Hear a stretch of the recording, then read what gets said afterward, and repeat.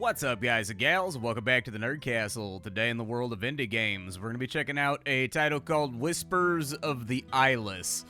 This is one of those games that I don't really know too much about. I was doing my normal crawl for indie games that are coming out, and I ended up on Kickstarter looking at through projects that were over there that had demos available.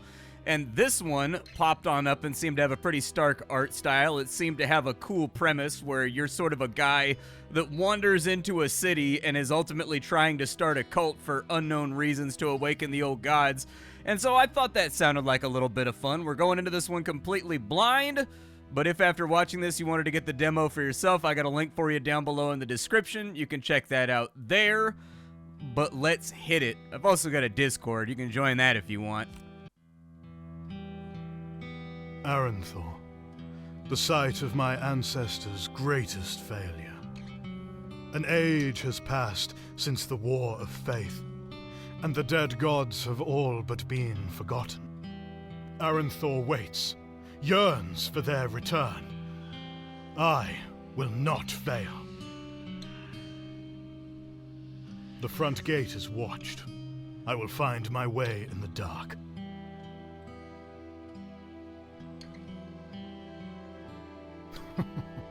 Well, well. Those who most need the light of the living gods are furthest from it.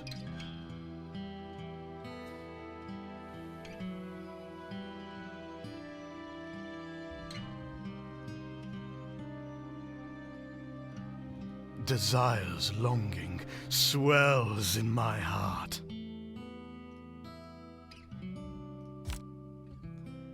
I guess we're kind of choosing like the theme of our cult right now, whether it's wrath, desire, or madness. We've got like a Warhammer 40k thing going on, I suppose. So it seems like we kind of have a chaos god thing going on where we got to choose between like Slanesh, Tzeentch, and Khorne here. Let's go with Khorne, dude. Let's do it. How many times can I click that? Did they block me out from clicking it a whole bunch of times? I always check for weird little jank like that in games.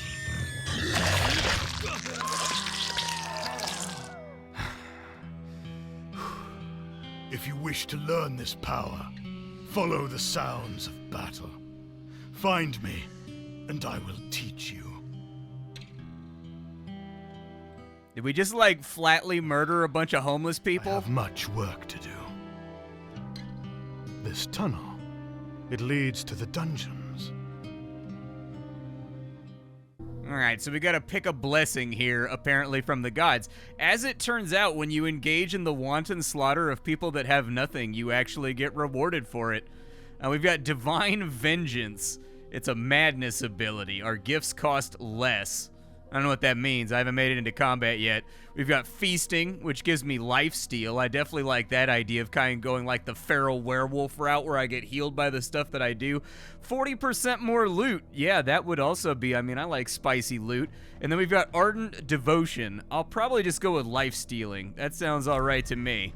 So we've got to equip our blessings now. By Fang, we get +4 damage. And by Feasting, we get like +2 lifesteal. And then I guess our attributes are up here at the top. We've got health, we've got sanity, and we've got loot, the amount of money that we've taken in. That shiny stuff. All right, let's pick a jail cell that we can go into. We can gather gold for the cult. We can convalesce and recover. I don't think we particularly need that for right now. Or we can get a rare blessing from the gods. Let's try that out. The gods have approved of your progress. I guess I'll just take +30 block per enemy special activation. I don't know exactly what all that stuff means. I haven't been given the context of what's going to play out here, and so I think we just got to figure it out. Let's gather some loot. I had thought the dungeon's too risky for the smugglers to utilize. 50 gold. Okay, absolutely. And I suppose that leaves us with nothing else but convalescing, so I guess we'll do that. An enemy is attacking you. You can enter the fight or first attempt to embody an aspect of one of the dead gods. Aspect of madness. We can go aspect of desire. We can go aspect of wrath. Sure, it's 50-50. Flip a coin. Today is a good day. We succeeded. Nice. So combat is turn-based. The prophet's actions are played first, followed by the enemies. Once the turn begins, all actions will be played in sequence. Before every turn, there are several tactical decisions to discover.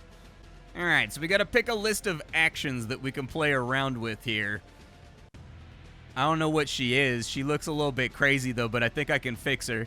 Now, let's see. We've got a heavy strike. We've got a reckless attack, but they have a high chance to dodge it. Let's just go with a normal heavy strike, I guess. And then maybe we'll just go with a standard attack, I suppose. And then we've got a passive action, Eye of the Gods, enemy special -2. We've got maneuver, which lowers status effects and raises special. We can lower the enemy's block, or we can go tit for tat, a chance to put corrosion on the enemy. Let's reposition for blocking. All right, well, after reading a whole bunch of tutorials, let's just start the combat. Okay, so we smacked her with the axe. We smacked her twice with the axe. Luckily, she's not axe-proof, so that's what we learned here today. Looking around, it looks like she has a passive that increases her chance to get criticals, so we'll probably want to finish her off before too long. This one says it gives me counter. Let's use a God's Gift. Oh, look at that, our mind shattered. As one tends to when you're hacking someone to pieces with a battle axe. Ew, she evaded. Oh, I got a little bit of life drain right there, though. Kind of sucks that she dodged me. A satisfying contest. So we got 10 secrets. It looks like we got stability or perfect form. Do I have to, like, pick one of those? Okay, I pick one of these. I will raise my sanity because it doesn't look super great right now. I was seen by a guard from afar. I doubt they will mistake me for a candle man. Let's go 30 more health back. I guess I took some damage in that last scuffle, so we might as well get some health. This event is the exit. For the tutorial, there's only the exit event. Some tales will have several exit events. Okay. Oh no, dude, did I get another combat? I think I did, dude. I think I gotta fight the Candleman. I hope that's a head of a statue and not like a head that he wrenched off himself. Might be his own head, in all honesty. He's got like a bag where a head goes, and it looks like there's something under there. But who's to say it's just not like a head-shaped squash? Apparently, I failed my God's blessing. Sucks. I would have liked that extra damage. And so we've got a heavy strike over here. What are his passives? So he's got Intimidate. He lowers my block.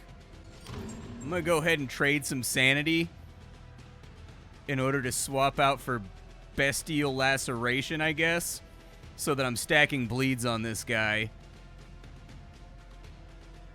Let's focus on maneuvering this time around to get our special meter filled up, because from what I understand and they told me, you get like a limit break or something when that hits maximum. Alright, 14 damage is good. 14 damage is solid. He's got 3 bleeds on him, and he takes damage every time he acts, which makes bleed actually pretty efficient, not too terrible. Is there anything that'll give me my sanity back? I need sanity back. I don't think we have any sanity going for us right now, so I can't play on any of my arcane tricks. So we'll just keep bashing this guy's head in.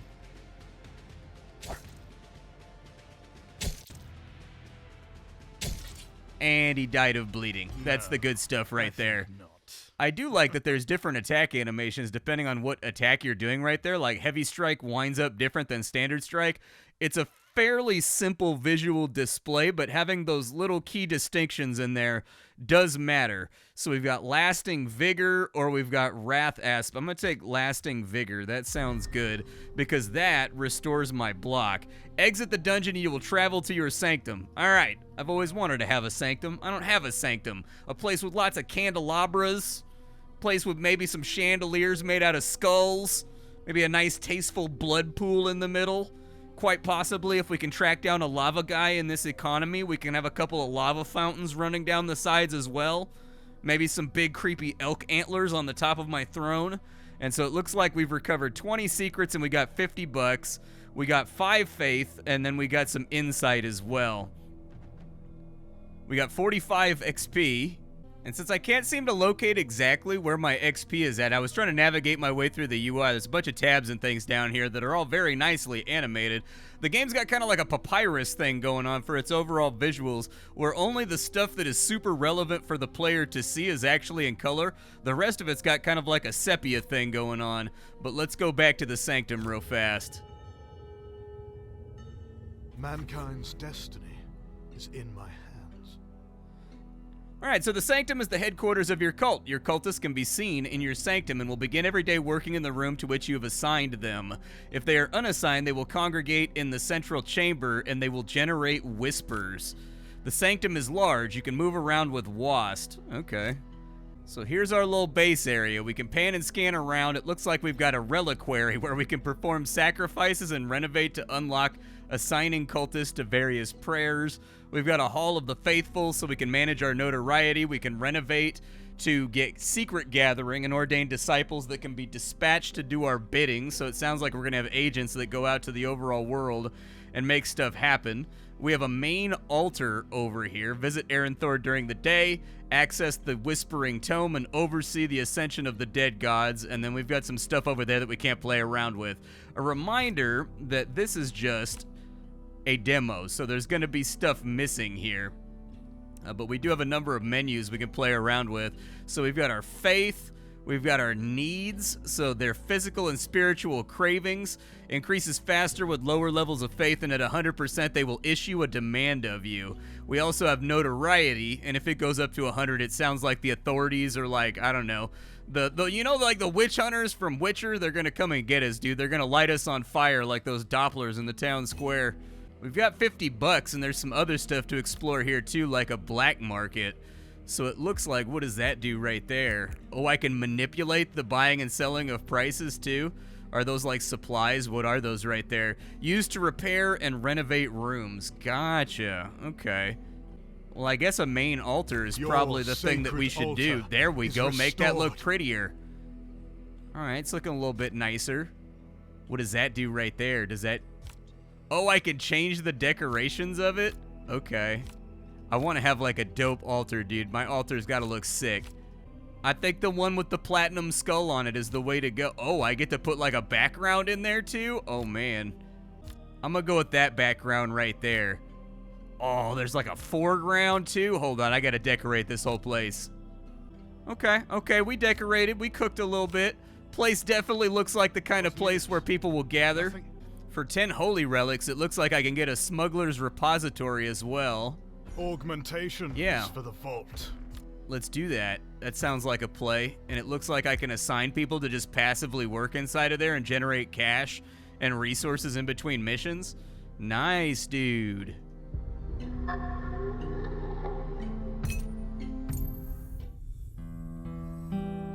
Old Town, home of the undesired, the lowly, the shunned. A sigil for every soul banished to Old Town. A permanent reminder that their gods have forsaken them. Girl, do not despair. You are not unwanted. They call to you. Listen. Hear them. The arrogance of the living gods will be their undoing. I will awaken Old Town and bring salvation to all those abandoned within.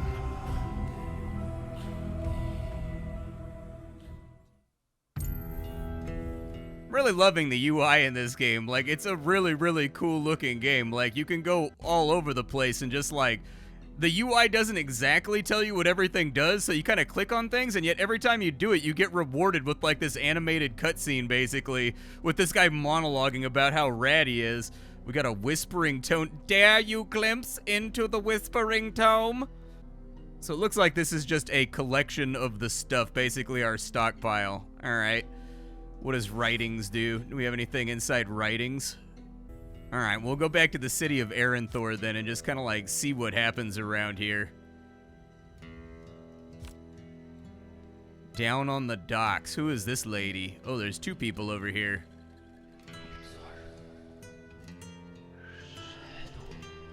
What does awakened mean? Does that mean that they joined into my cult and they have become a part of my great and powerful religion? I'm just like walking around touching hands and being like, I bless you, my son. Join me in my debauched journey to overthrow the living gods. What is that? The whispers converge in this place of greed and desperation. The promise of violence hangs in the air, clings to me like humidity before a storm. I guess I gotta side with... I'm guessing that this is making me side with either the aggressor or the person getting his ass whooped, but since we're like a god of wrath, we should probably go with this guy. Cares for one thing only, and it was just picked from his pocket. He is out for blood, but faces a weak opponent. Yes! End the criminal scum! Your rage could serve you well, but you lack the wisdom to wield it. You will serve me and learn. None dare steal from me, and none shall dare steal from you. They did a good job with the voicing acting in here. Like, he's definitely got kind of like a Jim Jones thing going on, where when he interacts with an event like that, he interacts with it directly in a way that like a cult leader would. Like, yes, yes, fuel your wrath. Like, you get kind of like that, like, Palpatine feeling, I guess, from pushing people over the edge. I don't think there's anything else left to interact with inside the Lowtown. So maybe we go back. Looks like we have a level up waiting for us too if we go to our chambers, and we've got a list of our followers and stuff that can accompany us back into dungeons like that one that we did at the beginning. I'm gonna say that since we're like a wrath god, we probably want to have some wrath, but this is one of those cases where I've got to decide between brutal cunning and cunning brutality. We'll just dump strength for right now, I guess. And then I do want this follower with me, this moneylender guy. Throw him on in there because we get 25% more gold when we're on like a mission or whatever. Alright, so we've arrived at the end of the day, so it wants me to undertake a tale, which I guess is kind of like an away mission against the divine ops in order to like carry out the will of the dead evil gods. We'll go to Old Town, and in Old Town we can find Awakened, we can get experience, we can get items, and we can get insight. Okay. Let's depart for the dungeon. Souls here are abandoned, but not lost. Alright, let's pick a blessing, just like last time. Enemy damage goes down by 4 per active gift. That might be good. Plus 4 damage, initial block plus 20. I'm gonna go with initial block plus 20, so that like we can soak the first turn without taking any damage. Tales in the city are different than in the dungeon. You can move through the region freely to collect available resources. Alright. Beware of monitored grounds. They are watched and you will be attacked when moving through them. Okay, and that's the exit for the tale. Let's go get a blessing. Well, I guess I gotta travel through one way or another. Let's go over here. I encountered one who heard the whispers and recruited them to our cause. +1 cultists. Nice. I would also like a blessing. We can get +30 per enemy. So basically, okay, I read that wrong. Now that I know how it works, is when the enemy gets a limit break, we get 30 block. +2 damage on a critical... Whenever there's a critical attack, our damage goes up by 2. And then we can steal the enemy's evasion or their critical chance. I'll probably go for the +2 to damage whenever there's nastiness flying around. There's a fortune over here. Let's go get a fortune. We got 50 gold. All right. I don't really want to go this way, but I guess I can go for it. Special cooldowns -2. Initial block is up, and we have a 60% chance. Do it.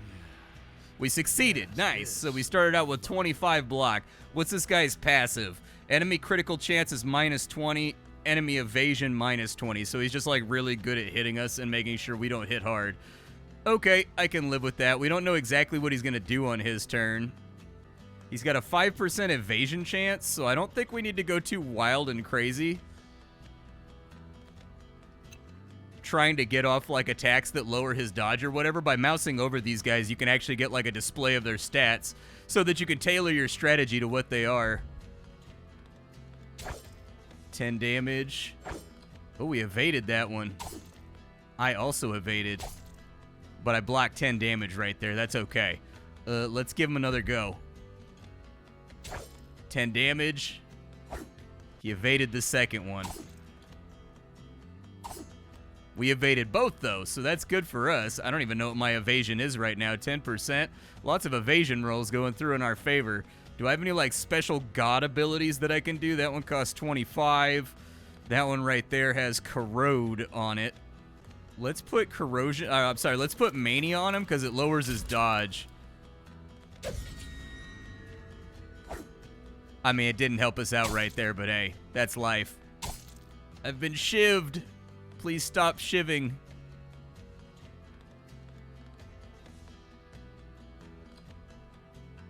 It says he has 0 evade chance, but he definitely just evaded us. Maybe it's tied into the action that he was using. It's kind of hard to say. Like, maybe he was using an ability that raises his chance. There we go. 2 good solid hits off right there. Ow, he got a solid hit off too. Although, I think that was a critical hit, so I should be getting bonus damage now.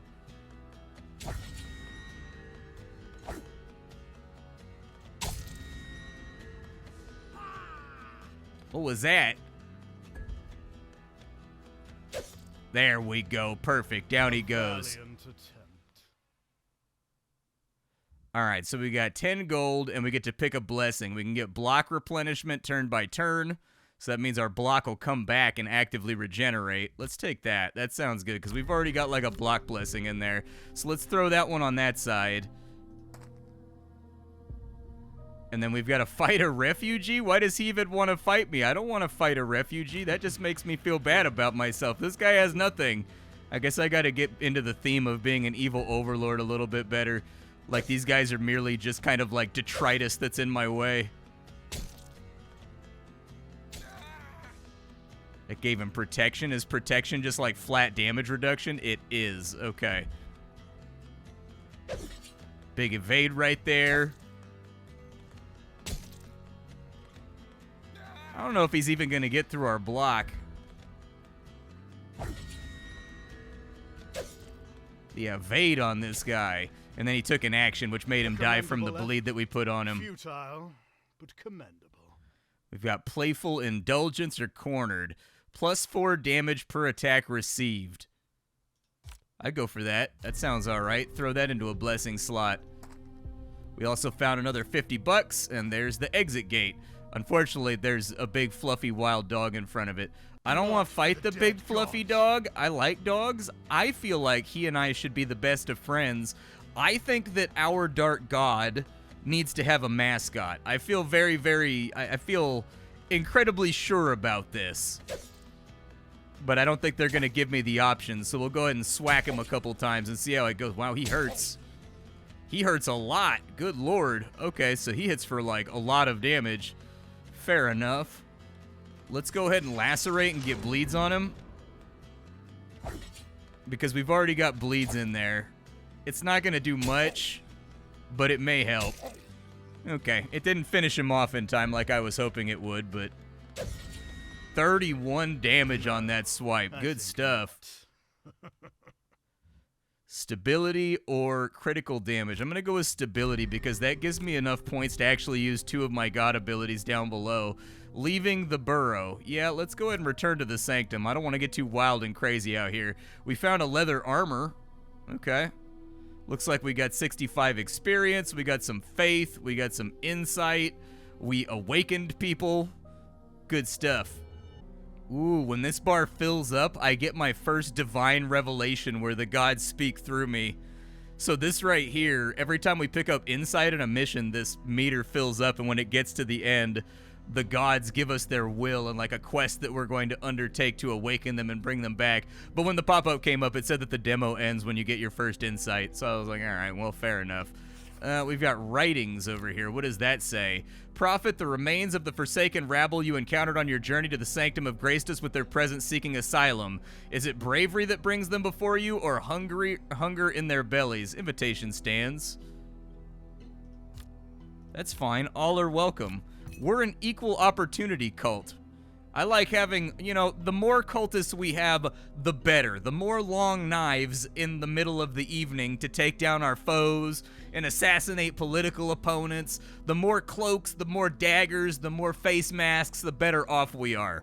We're going to need a lot of hands to light a lot of pyres here. We're in the business of changing the world. That takes manpower. In my chambers, did I do anything over here? I did level up. I got another skill point, so that's pretty rad. I've got Brigandine Armor. Brigandine Armor compared to that gives me 5% evasion, and it gives me an ability called Prepare. That gives me Reposition. Okay, let's try that out because I like the idea of being evasive and being squirrely and being like hard to hit. Do I have any other fetishes in here? Looks like I only have axes at the moment. Let's go into the vault and see if we can unlock some more stuff. So inside of our workshop here, it looks like I can get a Hall of the Faithful. I don't know how many supplies I have. It would be a good idea to have those supplies on screen while you're actively trying to choose. I've got 9 supplies, so I can like fix one thing basically. Let's fix a good one then. So there was nothing over there. There's a reliquary over here. Let's assign cultists to prayer. This holy place. Yeah, there it is right there. We can make sacrifices, so we consume, revel, and intoxicate. We get more faith, but we lose gold and supplies. We've got labor, plus 10 per cultist, but it makes their needs go up. We've got martyr, honor, fervor, and tribe. So that'll lower our... So basically we hand them over to the authorities in order to get our notoriety down and like also use them as sort of like a martyr for our religion. Okay, I like it.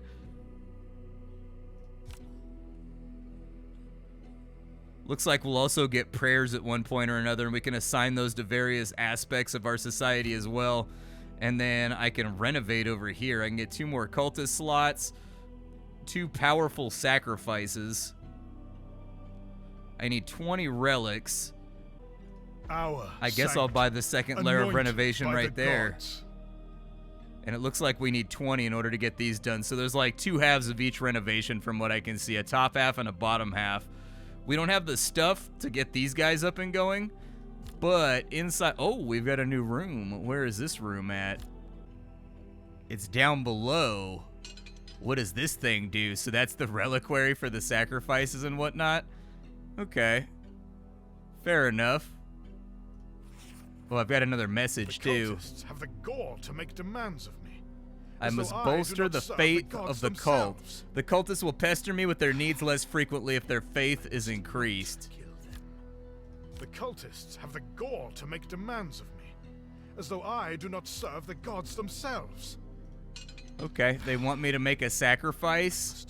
Oh, I guess it specifically wants me to do this one on the left. Okay. Must not kill them. A convocation of the cult. We had a feasty feast. Was there sweet potatoes? Was there ribs?